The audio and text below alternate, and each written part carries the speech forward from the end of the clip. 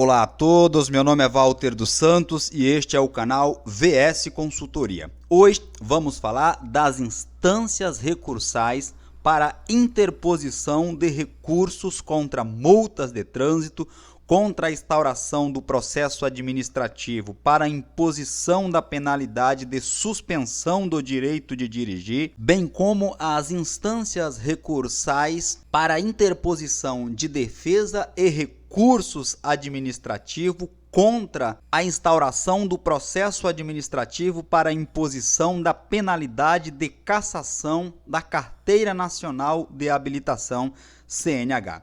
Dito isto, vejamos, a primeira defesa que deve ser apresentada chama-se defesa prévia ou, como queira, defesa da autuação. A defesa prévia consiste na indicação de erros ou inconsistências verificadas na notificação de autuação por infração à legislação de trânsito ou no auto de infração de trânsito, AIT.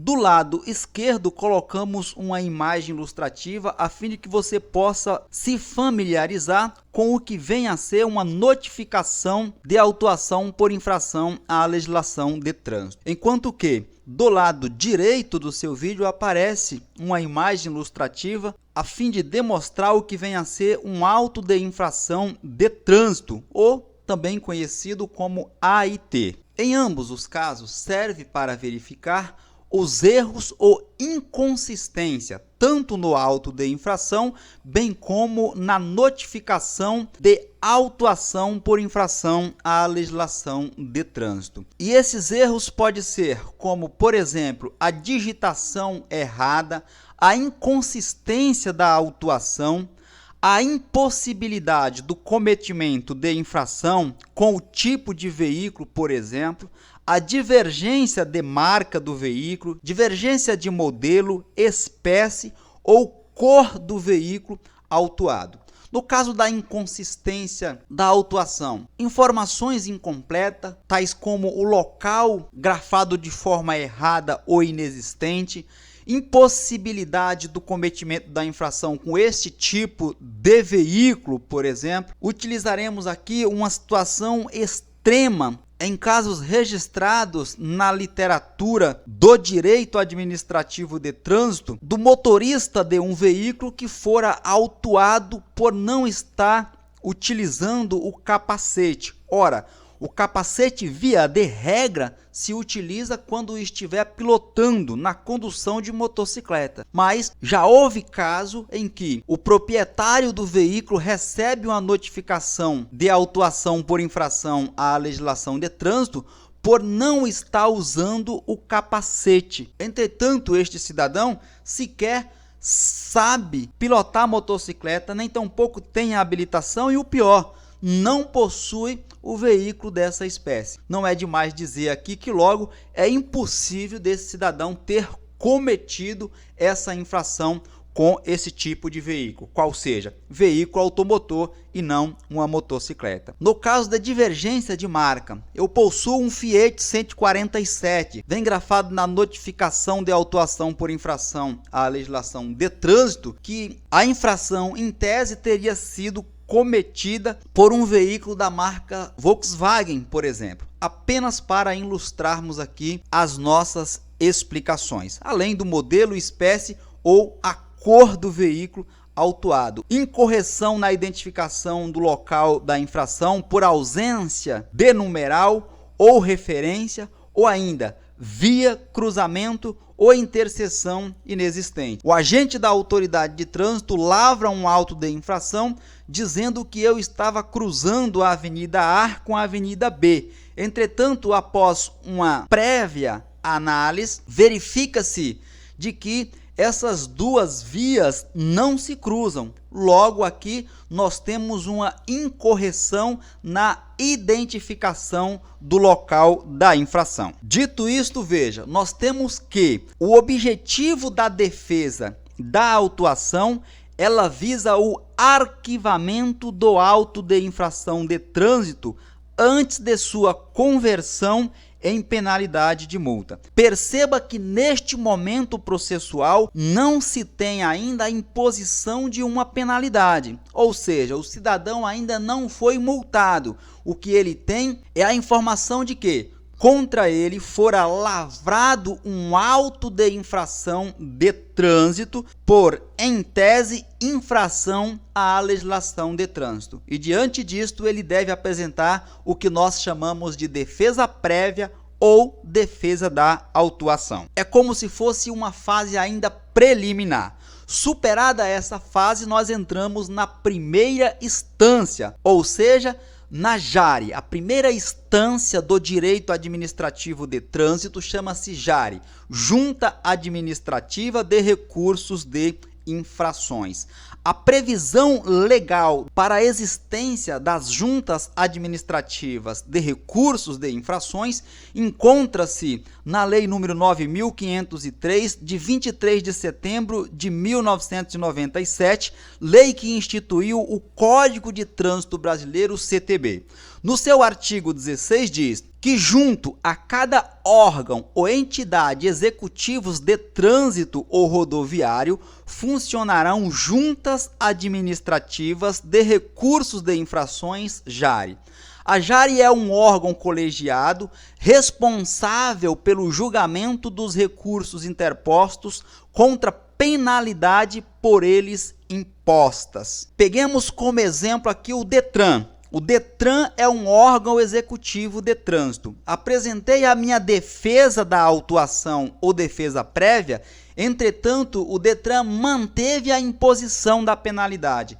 Contra essa manutenção da penalidade, eu vou recorrer à Junta Administrativa de Recursos de Infrações, que funciona dentro do DETRAN, pois o artigo 17 do CTB diz: compete às JARES julgar os recursos interpostos pelos infratores. Em outros termos, temos que cada órgão ou entidade executiva de trânsito ou rodoviário tem pelo menos uma junta constituída, que é um órgão autônomo e colegiado responsável pelo julgamento dos recursos interpostos contra a decisão da autoridade de trânsito que impôs a penalidade de multa. Informação importante: somente após o recebimento da notificação de penalidade de multa é que se pode interpor o recurso, que deve ser protocolado até 30 dias após a emissão da notificação. Após esta data, o recurso interposto será classificado como intempestivo, fora do prazo, e não será conhecido. Abaixo colocamos uma imagem ilustrativa de uma notificação de imposição de penalidade de multa imposta pela autoridade competente da Polícia Rodoviária Federal. Apenas para ilustrarmos esta apresentação. Esta imagem seria o cabeçalho de uma notificação que você receberia caso contra você fosse mantida e imposta uma penalidade de multa de trânsito. Percebam que estamos falando da primeira instância em recursos administrativos contra a imposição de penalidades de trânsito.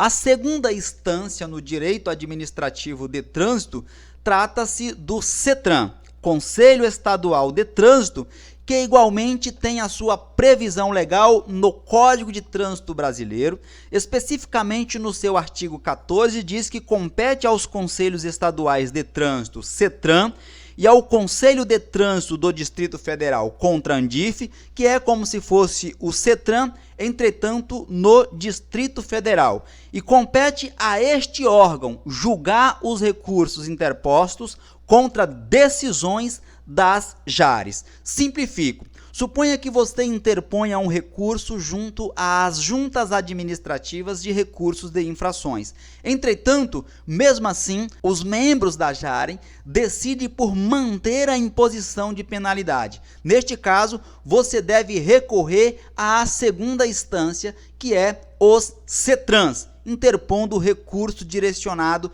ao presidente conselheiro do Conselho Estadual de Trânsito do seu estado ou, no caso do Distrito Federal, ao Conselho de Trânsito do Distrito Federal, CONTRAN-DIF.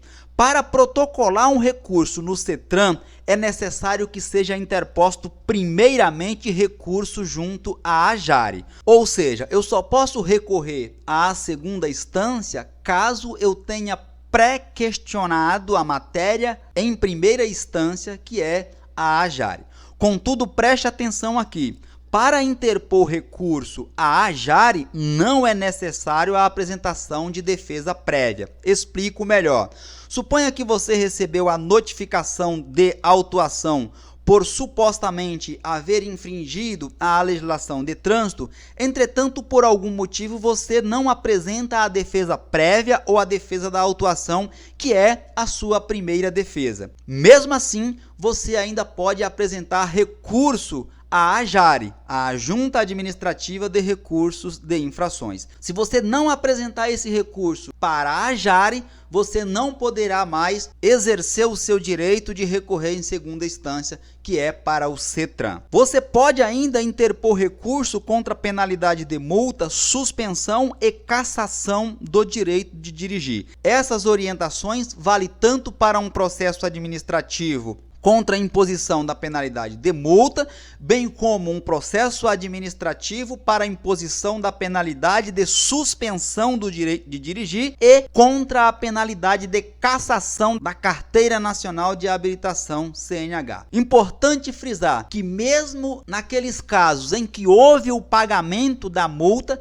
mesmo assim o cidadão tem o direito de recorrer dessa imposição de penalidade, visto que o fato de o cidadão recorrer no direito administrativo de trânsito não pode repercutir em nenhum prejuízo contra esse cidadão, tendo em vista que você estará exercendo o seu direito de ampla defesa e ao contraditório previsto na Constituição Federal. No box de descrição desse vídeo tem um link para você acessar modelos de defesas e recursos contra a imposição de penalidades de trânsito.